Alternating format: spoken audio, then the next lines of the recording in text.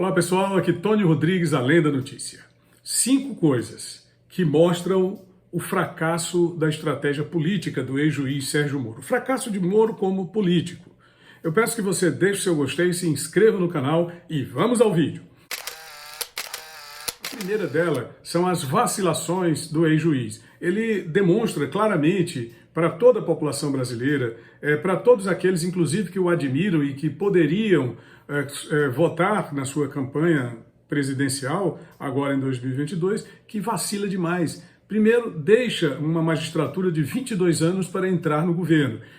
Demonstra que não sabe o que quer, porque meses depois ele deixa o governo alegando que havia errado, que não havia feito o dever de casa em analisar corretamente as variáveis e as possibilidades que ele tinha dentro do governo. Qual era, na verdade, o seu objetivo? Ser ministro da Justiça, fazer um bom trabalho no governo federal? Ou ele já estava vendo lá na frente a perspectiva de uma campanha presidencial, imaginou o desgaste, não é? Antecipou o desgaste do presidente Bolsonaro, saiu do governo atirando para todo lado, sem conversar com quem o havia convidado para ser ministro. Então, as vacilações demonstram claramente que o ex-ministro da Justiça, Sérgio Moro, fracassou de maneira retumbante no seu projeto inicial ao deixar a magistratura. O próprio fato de ter deixado 22 anos como juiz já demonstraria uma vacilação. O segundo é o desrespeito pela classe política. Não são todos os políticos que podem ser corruptos, não são todos os políticos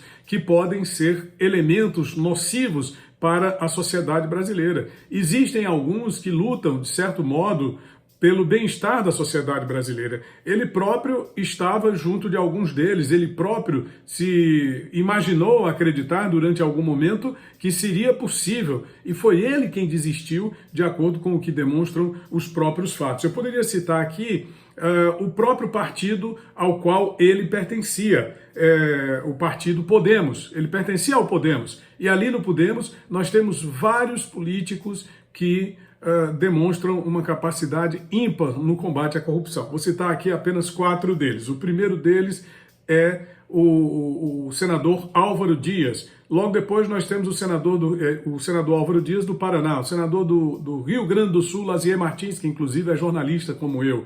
Nós temos ainda o empreendedor aqui do Ceará, o senador Eduardo Girão, e o jornalista e radialista Cajuru, Jorge Cajuru, que é lá pelo estado de Goiás e que faz um trabalho importante no combate, no esclarecimento, na transparência, na luta contra a corrupção. Então não se pode desconfiar de toda a classe política, não se pode perder o respeito pela política. E ele perdeu o respeito pela política. Outra coisa, você não pode entrar na política para remar contra a maré. Não é? Imaginar que todos os políticos são corruptos é imaginar que o jogo já está ganho pela corrupção. No seu próprio livro que ele lançou, que é o livro Lutando contra o Sistema da Corrupção, ele mostra que ainda há uma esperança. Mas ele coloca como se fosse ele a única esperança para o combate à corrupção. E a gente sabe que esse combate, como mostra o próprio Sun Tzu no livro histórico secular A Arte da Guerra, muitas vezes você precisa ceder em algum ponto para conquistar vantagens importantes e depois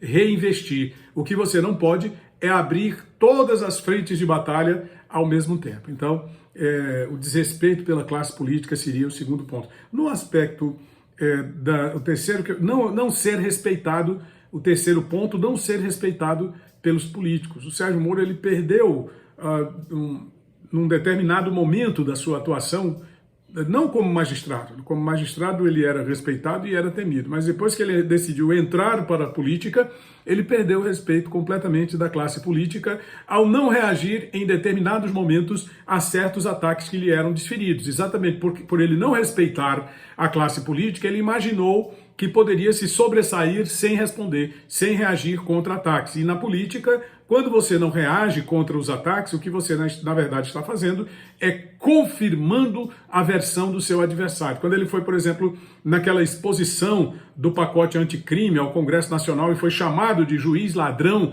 por um deputado federal sem qualquer qualificação moral e partidária para tal, ele simplesmente se levanta e deixa o recinto sem responder objetivamente ao ataque, não é? Porque ele tinha que ter respondido. Então, o desrespeito pela classe política faz com que ele não seja respeitado, porque se ele tivesse o respeito pela atividade a que ele tinha abraçado naquele momento, ele teria reagido e teria colocado aquele parlamentar e outros mais no seu devido lugar. Vou dar um exemplo aqui, o ministro Paulo Guedes, que sem ser político, ao ser chamado de tchutchuca por um dos parlamentares do PT, ele deu uma resposta à altura. Foi naquele momento? Foi, mas ele mostrou a sua capacidade de reação e a sua capacidade de energia contra ataques de políticos. O ponto que eu considero na atuação do Sérgio Moro é o seu sentimento de superioridade.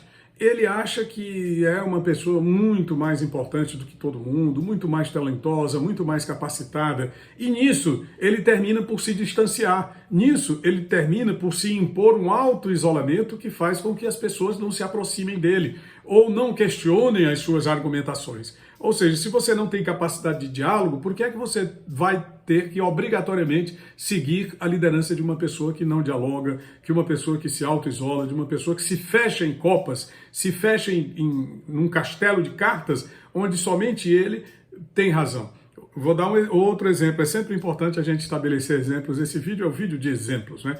Ele filiou-se ao Podemos e, pressionado pelas circunstâncias, pela perspectiva de que o Podemos talvez não tivesse a condição de projetar a sua candidatura, ele simplesmente saiu sem se comunicar com nenhum dos seus companheiros de partido. A própria direção nacional chegou a argumentar que ele deixou o partido para se filiar à União Brasil, sem ao menos conversar, sem ao menos dialogar com os membros do Podemos. Então essa superioridade também o massacra e também prejudica bastante o seu projeto político. Eu fecho aqui o nosso vídeo com o quinto ponto, que diz o seguinte: ele não conhece o Brasil e não conhece os brasileiros. E esse é um fato. Ele não conhece o Brasil porque toda a vida, como magistrado, o magistrado ele não precisa prestar contas ao eleitor, ele tem que prestar contas à lei. E ele, a vida inteira, entendeu que teria que ser assim e levou para a sua perspectiva de agir politicamente esse conceito, não é, de que os juízes não precisam ser agradáveis. O que eles têm que agradar é ao texto da lei. A lei é um texto frio e ele tem que cumprir aquela lei fielmente. Não precisa ser simpático, não precisa trocar amabilidades, não precisa conhecer lugar nenhum e nem pessoa alguma. Então, de repente, fica muito ruim estrear na política imaginando que é um outsider. Às vezes o outsider dá certo, né? O outsider é um fenômeno na política que surge de tempos em tempos e que tem o respeito de muita gente. Eu não estou dizendo que ele não tem. Ele tem, sim, cerca de 11% a 15% do eleitorado. Mas o passo em falso foi tão grande que ele não conhece nem o Brasil, nem os brasileiros, que ele entregou o seu destino político imediato a uma raposa velha da política, um partido que junta todas as velhas raposas da velha política, no caso, o União Brasil, que nada mais é do que a junção do PSL, de Luciano Bivar, que seria uma espécie de herdeiro modernizado do antigo PFL, ao DEM, que é o próprio PFL, quer dizer, o antigo partido da Frente Liberal. São liberais que fazem parte da política brasileira há mais de 40 anos e ele se deixou seduzir pelo canto da sereia, imaginando que teria ali uma mega estrutura partidária, até a questão dos recursos partidários, sem considerar até mesmo o que o próprio Podemos havia feito para a sua perspectiva de ser candidato à presidência. Então esses são os 5 fatos que mostram o fracasso de Moro como político. Se você gostou desse vídeo, deixa aí o seu gostei. Se inscreve e ative as notificações para receber informações toda vez que a gente publicar um vídeo novo. Eu sou o Tony Rodrigues e aqui, Além da Notícia.